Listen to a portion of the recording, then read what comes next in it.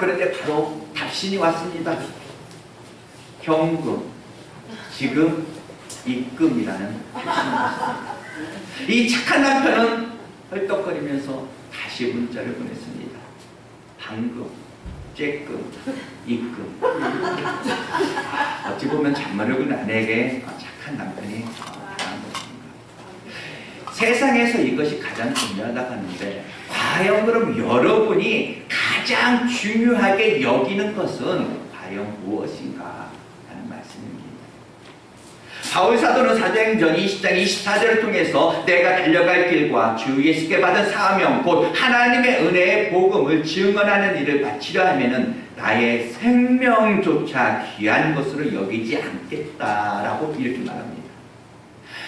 어찌 보면 사람이 살아가면서 내 목숨보다도 목숨을 걸고라도 아니면 목숨보다 걸고라도 더 이렇게 지킬 것이 무엇인가가 나에게 만약에 있다라면은 그것이 복이 아닐까 이렇게 생각합니다. 이스라엘에게 있어 이 법궤는 하나님의 상징이요 하나님의 임재요 곧 하나님이라고 할 수가 있었습니다. 법궤가 있는 곳에 하나님이 계신 곳이고 바로 그곳에서 하나님을 만나는 곳이요 또 하나님이 좌정하신 곳입니다.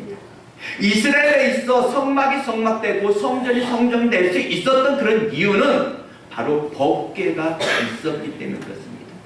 우리가 믿는 하나님, 이스라엘의 하나님은 눈에 보이지 않습니다. 그러니 이스라엘은 이렇게 지성소에 곧 법궤 안에 임재하신 그런 하나님의 영광을 언제나 볼 수가 있었습니다. 물론 만들어진 이 법궤가 하나님이라고 할 수는 없습니다. 우상을 싫어하는 하나님은 아마도 이 법궤마저 우상화되는 것을 원하지 않으셨을 것입니다. 그럼에도 하나님은 법궤를 중심으로 임재하셨고 바로 법궤를 중심으로 하나님의 사람들을 만나주시곤 하셨다는 이야기입니다. 이 법궤는 이스라엘에게 있어 길이요 진리요 생명이었습니다. 법궤는 적어도 이스라엘에게 있어 보이는 하나님이셨다라는 이야기입니다.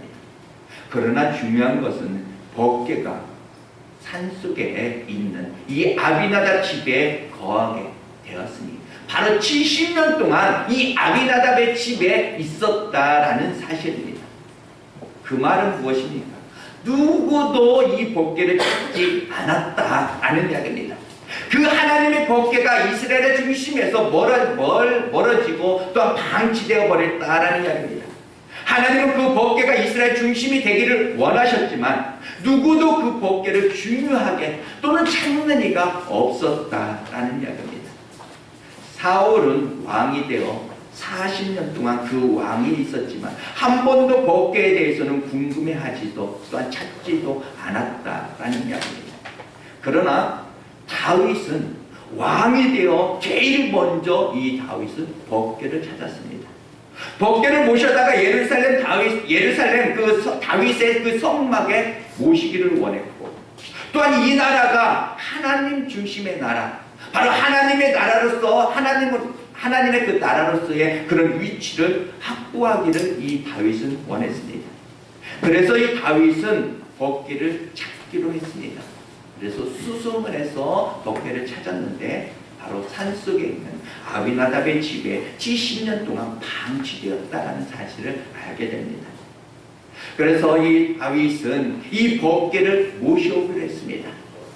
자그마치 오늘 말씀해 보니까 동원된 인원이 3만 명의 그런 성가대를 모집해서 각종의 어떤 악기를 조악하게 하고 앞뒤에서 그 찬송 소리가 나는 가운데 법궤를 모셔오기로 했습니다.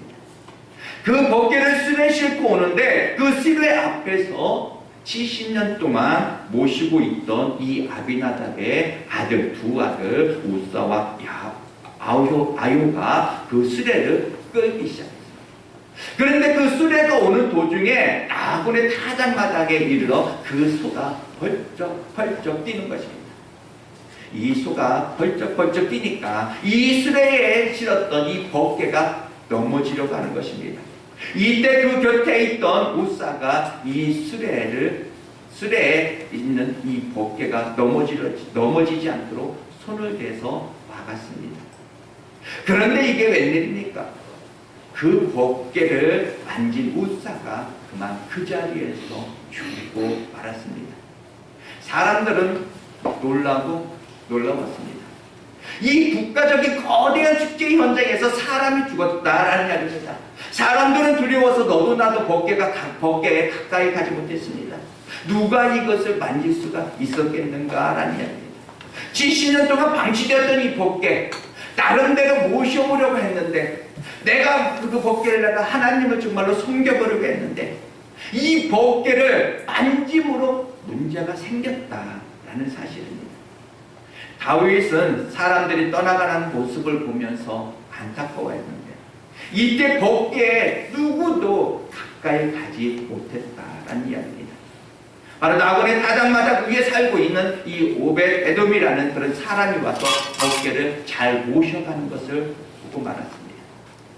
법궤가 오벳 에돔의 집에 가는 것을 보면서 다윗이 어찌 보면 작은 부분에 안심하고 예루살렘으로 돌아왔을 것입니다. 그리고 석 달이 지났습니다. 석 달 만에 들려오는 소식이 뭐냐? 이 법궤가 오벳 에돔의 집에 석 달 동안 있는 동안 이 오벳 에돔과 그 온 집안이 엄청난 축복을 받았다라는 사실입니다. 어떤 사람은 이 법궤를 70년 섬기고 이 법궤를 만져서 죽었는데, 어떤 사람은 법궤 앞에서 부들부들 떨고 다 떠나는데, 바로 이 오벳 에돔은 어찌하여 이 법궤를 모신 지 석 달 만에 온 나라에 소문이 퍼질 정도로 온 집안이 이렇게 축복을 받았을까? 다윗은 사람을 보냅니다. 어찌된 영문인가 알아봅니다. 이때 오벳 에돔은 설명합니다. 법궤는 이렇게 모셔야 된다, 이렇게 섬겨야 된다, 조목조목 설명합니다. 이제 다윗은 오벳 에돔의 이야기를 듣고, 법궤는 두려운 것이 아니다, 두려운 대상이 아니구나. 그리고 이제 화려하기보다는, 단순하기보다는 어찌 보면은 하나님이 원하는 방법대로 그 법궤를 어깨에 메고 예루살렘으로 한 걸음 올라오게 됩니다. 이 언약궤를 어깨에 메고 운반하는 것, 이것은 처음 성막에 세워지면서 율법으로 정해진 원칙입니다. 나중에 다윗은 이것을 깨닫고 법궤를 기쁨으로 모시고 오는데 바로 어깨에 메고 온다는 사실입니다. 최고의 간격 가운데 춤을 추면서 이 법궤를 모시고 오는 것이었습니다. 결국 이 법궤는 다윗이 소망했던 대로 예루살렘에 모시게 되었고, 하나님 나라가 하나님 나라답게 되어져 있었습니다. 저는 오늘 이 말씀을 하면서 지금 이 말씀들이 이 사건 가운데 정말로 이 법궤가 요구하는 그런 영성이 있습니다. 바로 이 법궤가 요구하는 그 영성을 이번 주 다음 주까지 한번 살펴보겠습니다. 법궤의 운반의 원칙은 바로 어깨에 메는 것이다 라는 말씀을 드렸습니다. 놀라운 것은 다윗도 이것을 알고 있었습니다. 그래 이 다윗이 법궤를 모실 준비를 하면서 처음에는 메고 오려고, 어깨에 메고 오려고 이 다윗이 준비를 했습니다. 사무엘하 오늘 6장 2절에 보면 다윗이 일어나 자기와 함께 있는 모든 사람과 더불어 바알레로 가서 거기서 하나님의 궤를 메어 오려 하니, 이렇게 말합니다. 그러니까 어깨에 메어 오기 위해 이렇게 다윗은 준비했다는 이야기입니다. 그런데 갑자기 화려한 그런 수레를 만들고 끌고 오게 됩니다. 3절에 보니까 그들이 하나님의 궤를 새 수레에 싣고 산에 있는 아비나답의 집에서 나오는데 아비나답의 아들 우사와 아요가 그 수레를 온다 라고 이렇게 말합니다. 우리가 지금 성경을 읽는 대로 처음이 다윗이 원칙대로 법궤를 어깨에 메어서 모시려고 했는데, 갑자기 화려한 수레를 만들어 그 법궤를 모시게 되었다는 이야기입니다. 그럼 과연 2절하고 3절에서 그 말씀이 있는데 2절하고 3절 사이에 과연 무슨 일이 일어났을까? 과연 어떤 일이 일어났기에 어깨를 메고 오려고 했다가 갑자기 새 수레를 이렇게 만들어서 화려하게 이 법궤를 모시고 오는 것일까? 라는 이야기입니다. 아마도 법계는 다윗은 왕입니다. 요즘 대통령이 있으면 그 밑에는 참모진이 참 많이 있습니다. 아마도 주변 사람들, 오늘날로 말하면 이 참모진들이 어떤 권명이 있지 않았을까라는 이야기입니다. 왕이요, 70년 동안 이 방치된 이 법계를 모시고 오는데 이제 하나님 나라가 될 것인데 조용히 그냥 은밀히 내어오기보다는 정치적으로 한번 화려하게 한번 퍼뜨립시다, 이런 것입니다.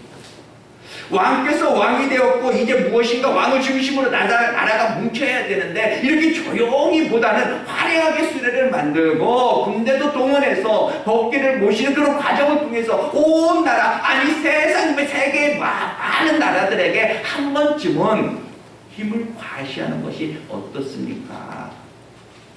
바로 이것이 바로 오늘날 사람들이 좋아하는 그런 방식이다라는 얘기입니다. 마치 중국이나 북한이 천안문 광장에서 또한 평양단장에서 군 열병식을 어찌 보면 세상에 자신들의 어떤 힘을 과시하기 위하여 하는 경우, 바로 그 경우와 같다는 이야기입니다.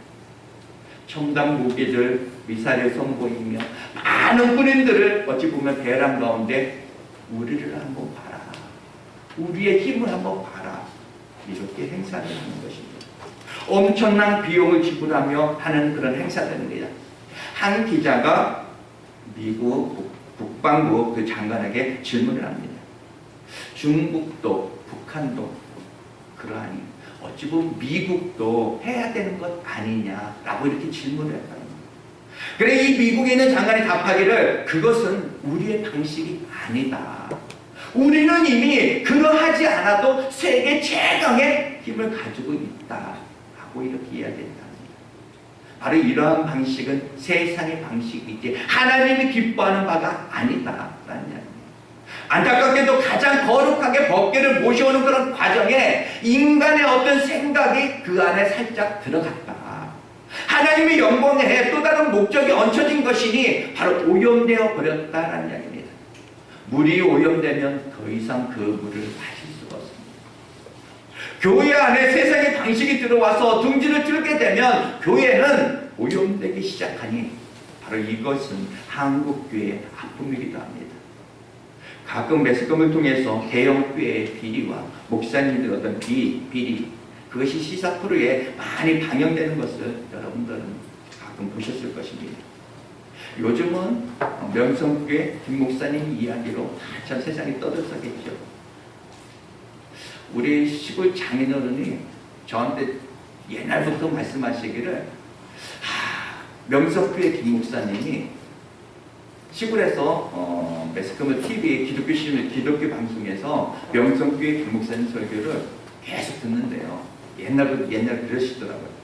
명성교회 목사님이 설교도 정말 잘하고 정말로 은혜스럽고 대단한 분이라고 종교갈망하다라고 이렇게 많이 저에게 말씀하셨습니다. 그런데 오늘날 어떻습니까? 명성교회 김 목사님 어찌 보면 기독교인에게도 조차 입에서 오르락내리락 하지만 세상 사람들의 그 입에서도 오르락내리락 하는 그런 어찌 보면 그런 상황이 되었다. 바로 세상이 교회 안에 어떤 세상의 그런 방법이 들어와 버리면 어느 날부터인가 교회가 기업으로 운영이 되면 그렇게 세상의 방식으로 이렇게 굴러가고 있다. 거기에 보면 점점 하나님이 아니어도 되는 그런 교회로 되어져 가고 있다. 문제는 어느 날부터인가 이 교회에 밀려오는 이 세상의 어떤 힘, 세상의 어떤 힘을 세상 밖으로 밀어낼 그만큼의 어떤 교회가 영적으로 힘이 있어야 되는데 그것을 상실해 버렸다라는 이야기입니다. 여기에 문제가 있습니다. 교회는 교회가 되어야 됩니다. 법궤를 모셔오는 그런 과정에서 이 다윗이 실수한 것이 무엇입니까? 법궤를 어깨에 메어 와야 한다. 어찌 보면 율법의 절대 원칙입니다. 그런데 정치적으로 이용하는 그런 사람들의 어떤 주장 앞에서 접어버렸다는 이야기입니다. 그렇게 하는 것이 좋을 것 같다. 어찌 보면 사람의 어떤 주장 앞에 한번 진리를 놓아버렸다는 이야기입니다. 세상의 방식 앞에 원칙을 접었다는 이야기입니다. 교회 안에서 어떤 일이 있어도 진리는 진리대로 지켜져야 합니다. 때로는 손해볼 수도 있어요. 때로는 교회가 또한 억울할 수도 있어요. 그러나 말씀의 원칙이 내 삶에서 무너져서는 안 된다라는 것을 다시 한번 강조합니다. 환경이 무엇라고 해도, 결과가 무엇라 해도 진리는 진리여야 하고 율법의 원칙은 지켜져야 한다라는 사실입니다. 교회가 건물이 얼마나 큰가, 어떤 우리 교회가 프로그램을 얼마나 화려한가, 이것도 중요하지만 정말로 중요한 것은 교회 안에 담겨진 정신입니다. 하늘이 무너지고 땅이 꺼져도 절대로 놓아버릴 수 없고 양보할 수 없는 그 무엇인가가 교회 안에 자리 잡고 있어야 한다라는 이야기입니다. 성도님들의 신앙에 있어서도 마찬가지입니다. 환경이 이러하니, 누가 이러하니, 이런들 어떠리 저런들 어떠리, 이것이 아니라 바로 신앙 안에서 목숨을 걸고라도 지켜야 할 그런 요소가 있는 것입니다. 우리 전장님도 교회를 옮기는 과정에서 많은 아픔이 있었습니다. 어찌 보면 이 장로라는 직임이 얼마나 힘이 들까, 그런 것을 한번 생각해 보았습니다. 우리 김장로님과 비슷한 경우에 어느 장로님이 한 분이 있었습니다. 정말로 눈물을 흘리면서 교회를 떠나야 했던 그런 이야기를 합니다. 그 장로님은 본인이 장로님의 그 장로의 임직을 받을 때 몇 가지 다짐을 했던 것이 있다고 합니다. 바로 하나는 내 의지로 교회를 떠날 수는 없다라는 것이고, 두 번째는 장로로서 하나님을 섬기고 목사를 섬기는 그런 과정 속에서 어떠한 경우라도 내가 순종을 하리라, 이렇게 결심합니다. 마음에 들지 않아도 어떠한 경우라도 내가 순종하고, 마음에 들지 않더라도 또한 원망이나 불평을 내 입에서, 내 안에 쌓아놓지 않겠다, 이렇게 다짐합니다. 그리고 그것을 누군가에게 내어놓지 않기로 다시 한번 다짐을 하면서 그는 장로직임을 받았다라고 이야기합니다. 그렇게 충성스럽게 임직을 감당하던 중에 어느 날 목사님이 변질이 된 겁니다.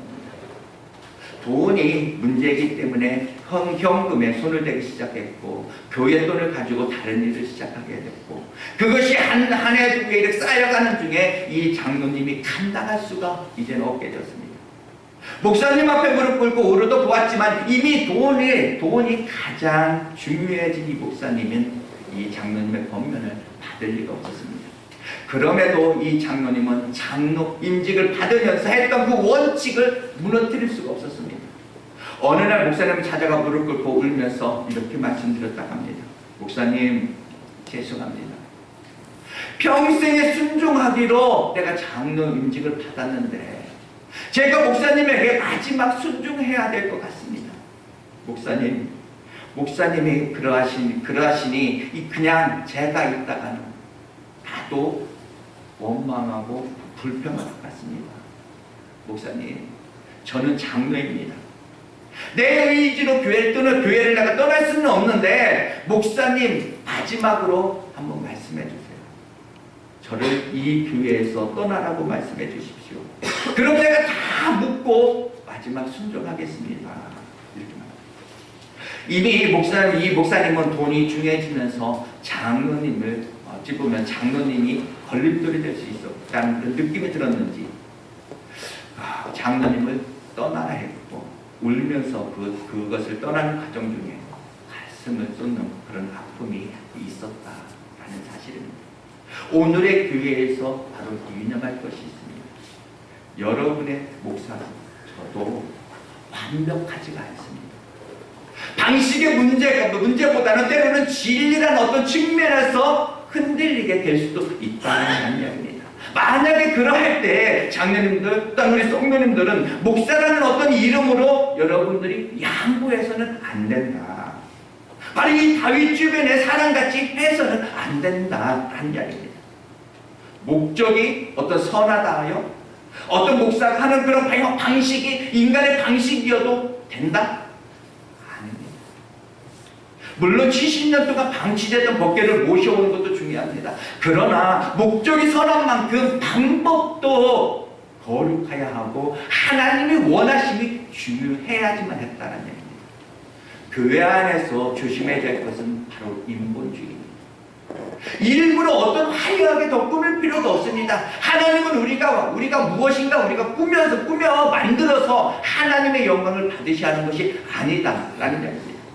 광야에 어찌 보면 초라한 그런 성막에 하나님이 머무신다 하여 하나님이 작아지시냐? 아닙니다. 그러면 화려한 어떤 성전을 건축하여 모신다 하여 하나님이 더 큰 하나님이 되시느냐? 아니라는 얘기입니다. 그냥 하나님은 하나님입니다. 무엇인가 인위적으로 만들어서 하나님의 어떤 영광을 드러낼 필요가 없다라는 이야기입니다. 물론 하나님 앞에서도 좋고 사람 앞에서도 좋아야 합니다. 그럼에도 불구하고 이런 사고는 언제인가 엄청난 시험의 요소가 될 수 있다라는 이야기입니다. 어느 날부터인가 교회에 가는 프로그램이 하나님이 없어도 되는, 그저 사람을 만족시키는 그런 교회로서 조금씩 변해가고 있는 그런 현실. 하나님이 이 일이 아니게 되어버리는 그런 경우입니다. 하나님의 존엄은 사라진 채 예배마저도 사람의 만족, 사람들의 만족을 추구하는 그런 예배가 점점 되어가는 것은 아닌가. 한 3, 4년 전에 조금 떠들썩했던 사건이 있습니다. 3, 4년 전에 대형 교회에 있어졌던 일입니다. 이름을 말하면 어찌 보면 다 알만한 그런 개념교회 그 목사님이 책을 내는데 또 한 권의 책을 냈습니다. 또 한 권의 어떤 책을 출판하면서 감사 예배를 드렸습니다. 성도님들과 많은 초대한 분들이 많이 오셔서 함께 예배드리는 가운데, 이 예배가 한창 진행되는 가운데 이 여의도에 있는 여의도 순복음교회 조용기 목사님이 늦은 시간에 같이 예배 중간에 참석하게 됐습니다. 예배를 인도하시는 목사님이 저기 조용기 목사님이 오시니까 얼마나 떨려요. 목사님이 들어오시는 것을 보고 깜짝 놀라서 조용기 목사님이 오셨습니다. 자, 이 자리에 조용기 목사님이 오셨으니까 얼마나 영광이냐고, 우리 한번 일어나서 영광의 박수를 한번 치자고. 그래서 무리 없이 예배가, 그 모든 행사가 마무리된가 싶었습니다. 물론 그 안에 있던 분들은 그 분위기를 아니까 넘어갈 수 있겠다 이렇게 생각이 됩니다. 그 안에 그러나 누군가 한 분이 이건 예배가 아니다, 그리하여 동영상을 촬영해서 인터넷에 퍼뜨렸습니다. 아픔입니다. 하나님의 존엄 무너지는 것입니다. 사랑하는 여러분, 교회에 진리가 진리되게 하며 원칙은 지켜져야 되는 것이 아닌가. 오직 하나님의 일은 하나님만이 주인공이고 하나님만이 목적이어야 한다라는 이야기입니다. 다윗의 처음 실수가 무엇이었습니까? 인본주의입니다. 지도자는 누가 뭐라 해서 원칙에 흔들리면 어찌 그래서 사람의 어떤 사람 중심의 그런 결정을 내리게 되면 안 된다. 그러면 교회는 무너지게 되어 있습니다. 바로 진리는 진리여야 합니다. 우리가 이 진리 앞에, 물론 이 진리의 말씀을 다 지킬 그런 지키기는 어찌 보면 힘이 듭니다. 그건 인정합니다. 그럼에도 불구하고 내가 지킬 수 없다 해가지고 이 진리를 내가 수정하게 된다면 그것은 교회가 아니다라는 이야기입니다. 천주교가 역사 속에서 끊임없이 했던 실수가 바로 그것입니다. 교회 안에서 내가 무엇인가 할 수 없다 해서 어떤 다른 방법, 다른 형태의 어떤 방법을 고집한다면 문제가 생길 수 있다라는 말씀입니다. 또 하나 인식해야 될 영성은 하나님의 언약궤. 이 언약궤는 어떤 화려함으로도 어떤 인간적인 생각으로도 끌고 가는 것이 아니라 매는 것이라는 얘기입니다. 하나님은 어깨에 모셔야 하는 그런 분이셔야지 끌고 다니는 분은 아니다 라는 이야기입니다. 우리의 신앙생활도 마찬가지입니다. 우리가 사명의 어떤 십자가를 지는 것도 어떤 내가 직임도 어떤 그것을 감사로 어깨에 매고서 하나님을 섬기는 것이지, 수레를 끌듯이 마지못해 끌고 가듯 그렇게 사명을 감당하는 것은 하나님의 원하심이 아니다 하는 말씀입니다. 혹시 여러분의 믿음이, 여러분의 직임이 과연 나는 끌고 가고 있지는 않은가? 교회에서 맡겨진 그런 사명을 나 그만할래, 억지로 끌고 가지는 않습니까? 바로 하나님의 원하심은 믿음도 사명도 기쁘고 감사 가운데 어깨에 메어지기를 원하는 것이 아닌가 하는 이야기입니다. 하나님의 모든 일은 안 해도 되듯이 그냥 인신 쓰듯 교회를 내가 그냥 다녀주고 그냥 신앙도 사명도 그냥 끌고 이렇게 다녀주는 것은 아닌가. 어찌 보면은 하나님의 모든 일은 그러는 것이 아니라 내 마음에 들진 않지만 바로 사울 앞에서 다윗이 하나님을 인정했듯이 그 마음이 우리에게도 있어야 되는 것 아닌가. 그러니까 무엇이든지 즐거움으로 여러분 해야 된다는 이야기입니다. 기쁨으로 감사로 즐거움으로 하면은 도둑놈도 복을 받는다고 합니다. 내 팔자 타령, 내 팔자 타령하고 짜증을 하면 그 도둑 금방 잡힌대요. 공부하는 학생들도 즐거움으로, 무엇을 하든지 즐거움으로, 여자가 남편하고 살 때도 그냥 살고 싶어서 사는 것처럼 그냥 즐겁게 살아야 그 가운데 복이 있지. 안 살려고 했는데, 정말 그만 살려고 했는데, 그러면은 그렇게 살면 복이 보다가도 도망간다는 이야기입니다.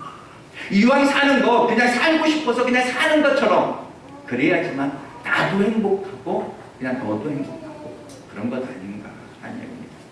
하나님을 섬기는 신앙도 마찬가지입니다. 하나님을 끌고 다니는 것보다 바로 어깨에 하나님을 매라고 합니다. 나는 끌려다니는 것을 원하지 않는다 이렇게 말씀합니다. 다윗이 알지 못한 채 어찌 보면 그렇게 끌고 가니까 오벳 에돔의 그 집 앞에서 펄쩍펄쩍 뛰기 시작했다는 이야기입니다. 이제 말씀을 마무리합니다. 처음에는 이 다윗도 메고 오려고 했는데 어찌 보면 중직들이 뭐라 하겠고, 왕이 메고 오는 것 이거 화려하게 한번 합시다. 축제의 장을 한번 만드시다. 그래서 온 백성이 다시 한번 이것으로 결집시키시다. 우리나라도 한번 떵떵 그려봅시다. 이런 여러 가지 그런 의견이 개입되면서 하나님의 방법으로 메고 오는 그 소박함은 어디로 가고 가장 화려한 그런 수레를 받아서 선택된 소에게 끌고 올 때 하나님은 이대로 갈 수 없다. 펄쩍펄쩍 뛰신 것입니다. 하나님의 교회가 하나님의 방법대로 하나님의 뜻대로 가려고 하는데 여기에 인간적인 그런 방법이 개입될 수 있다. 그 말입니다. 여러분, 하나님은 아무리 화려해도 하나님은 하나님의 방법이 아니면 하나님이 기뻐하시지 않습니다. 아무리 하나님의 방법, 하나님의 일을 대단하게 화려하게 아무리 빨리 해도 이것이 하나님의 방법이 아니면 하나님은 원하지 않는다는 이야기입니다. 사랑하는 여러분, 우리가 사람을 의지하지 말고 하나님만 정말 바라보고 하나님만 의지하고 우리가 최선을 다하다 보면 하나님께서 역사하실 것입니다. 그것을 다시 한번 믿고 우리 교회 앞에서 펄쩍펄쩍 뛰어버리는 그런 하나님 다시 한번 기쁨으로 잘 감당하여 하나님의 축복을 만끽하는 그런 저와 여러분 되시기를 다시 한번 축복합니다. 잠시 기도합니다.